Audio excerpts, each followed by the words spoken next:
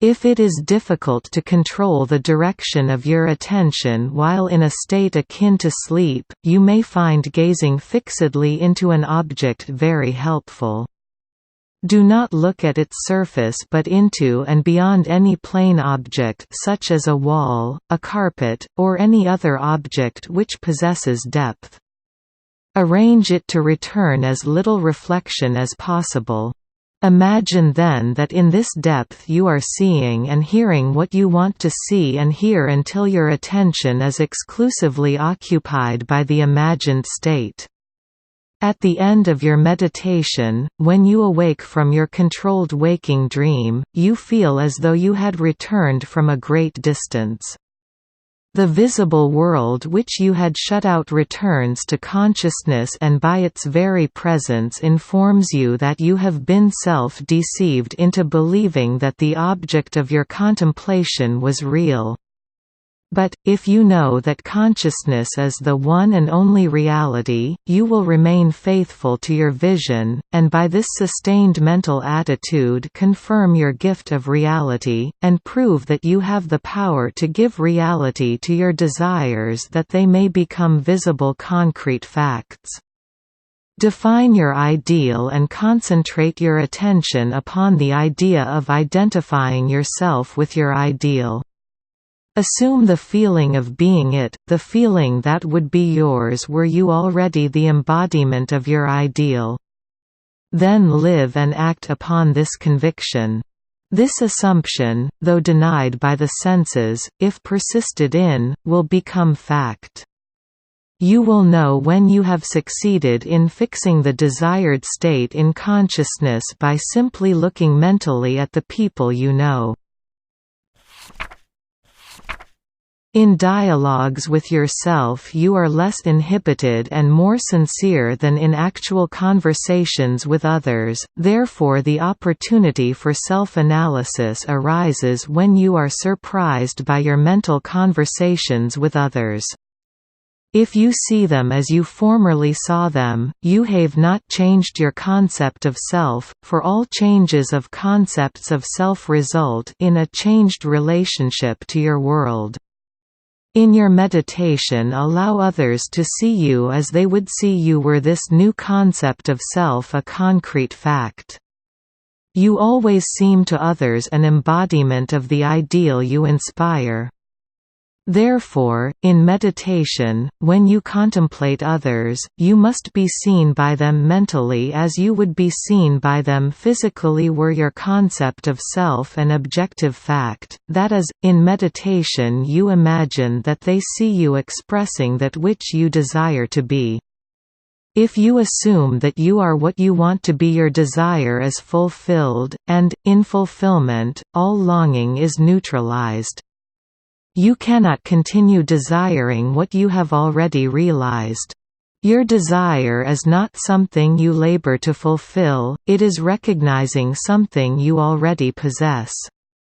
It is assuming the feeling of being that which you desire to be.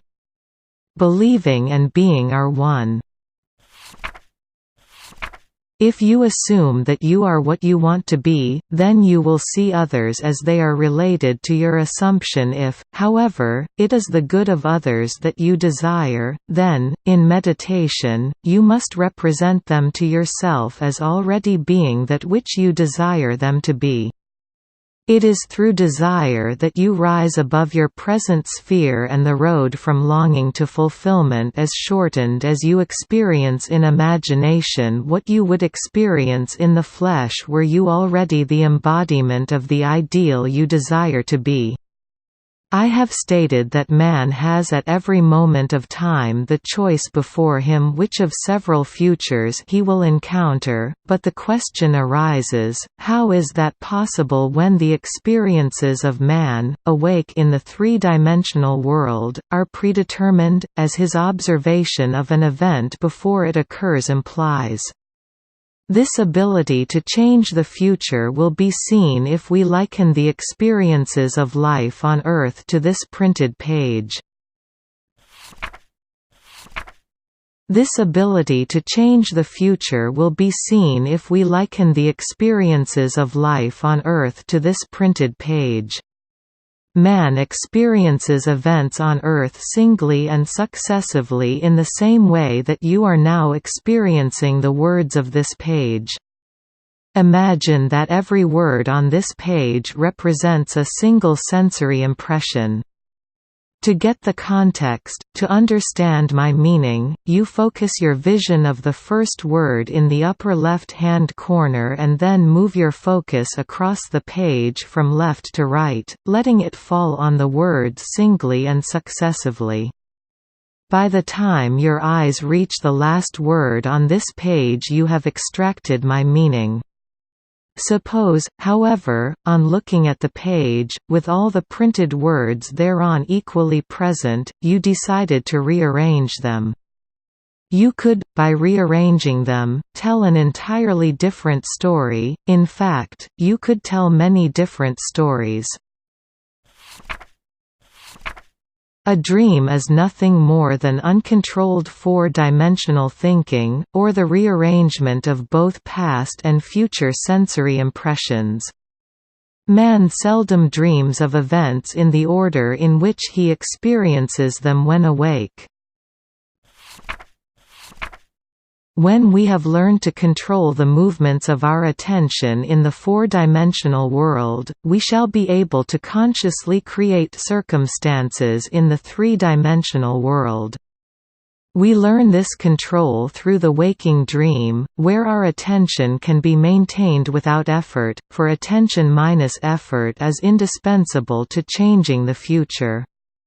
We can, in a controlled waking dream, consciously construct an event which we desire to experience in the three-dimensional world. The sensory impressions we use to construct our waking dream are present realities displaced in time or the four-dimensional world. All that we do in constructing the waking dream is to select from the vast array of sensory impressions those, which, when they are properly arranged, imply that we have realized our desire.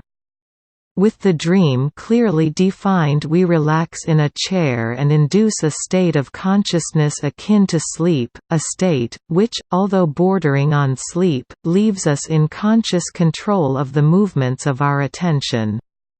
When we have achieved that state, we experience in imagination what we would experience in reality were this waking dream an objective fact.